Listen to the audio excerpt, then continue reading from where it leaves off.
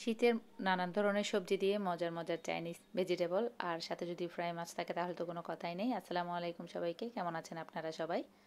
আজকে এখানে কিছু শীতের তরকারি কালকে রাত্রে বাজার করা হয়েছিল, আর এখানে রসুন আদা। সকাল সকাল উঠেই এখানে আমি চিকেনটা বের করে নিলাম, অল্পখানি চিকেন। এটা আমি চাইনিজ ভেজিটেবল তৈরি করব, ওটার জন্যই বের করে নিয়েছি। আর এখানে পেঁপে কেটে নিলাম, ফুলকপি ছোট ছোট করে, গাজর আর আলু কেটে নিয়েছি।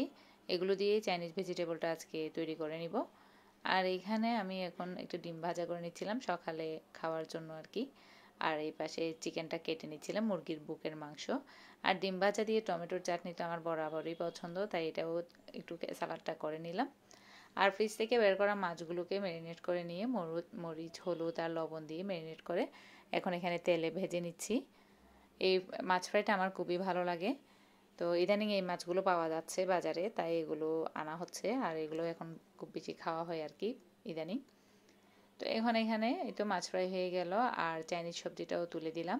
সবজিটা এখন এই তো এখানে আমি লাস্ট মুহূর্তে একটুখানি কর্নফ্লাওয়ার গুলিয়ে এটাতে দিয়ে দিলাম, আর এটাকে ভালো করে নেড়েচেড়ে এখন নামিয়ে নিব। খুবই মজার হয়, আর এতে যদি ক্যাপসিকামও দেওয়া যায় তাহলে আরও তো মজা হয়। ক্যাপসিকামও মানে শীতকালে সব ধরনের সবজি আর কি, যত রকমের পাওয়া যায় বাজারে অ্যাভেলেবেল, হাতের কাছে যা থাকে তা দিয়ে খুবই মজার দারুণ একটি চাইনিজ সবজি তৈরি করে নেয়, যে খুবই স্বাস্থ্যকর আর হেলদিও বটে, বাচ্চাদের জন্য খুবই উপকারী হয় এটা।